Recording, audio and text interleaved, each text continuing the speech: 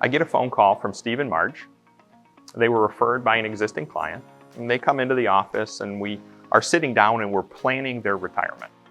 Steve was an executive at a large Fortune 500 company. He was actually offered a pension buyout, so he needed to make a determination. And like many people, he waited till the last minute. So he had about a week to make a determination of if he would do a lump sum rollover from his pension or if he would take a monthly payout. We met on a Thursday.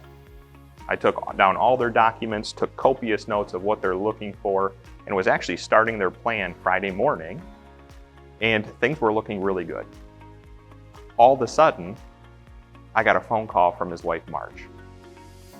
I picked up the phone and said, "Hey, Marge, looking forward to seeing you Tuesday," which we were scheduled to go through their financial plan. And she said, "Tyler, I've got some horrible news. Steve passed away last night."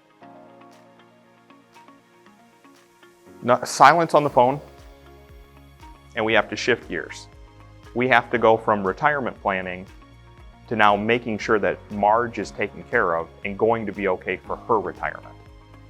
Not only did the emotional roller coaster happen for Marge, where she was thinking, can I retire?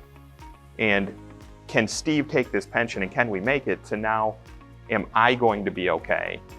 And can I still do the things I need to do going forward? So as we sat down and went through this, the frustrating part about it is Steve's pension was not turned on because he had delayed that pension option. So that lump sum offer was removed from the table, and his company did not have a spousal benefit or continuance. She lost that pension. Social Security is another piece that we look at in retirement planning. Marge is a teacher in Illinois. Illinois teachers typically do not qualify for Social Security. She lost Steve's Social Security benefit. All of these different pieces that were in the original plan for them were removed from the table, and that is why it is so important to plan ahead of time for those various what-ifs. I remember I only met with them on a Thursday, and Steve passed on a Friday. These were all topics that we would be discussing ahead of time to get ahead of this. We didn't have that option. So as we looked through the various options, Marge did have to work for 2 more years, but we were able to remove debt.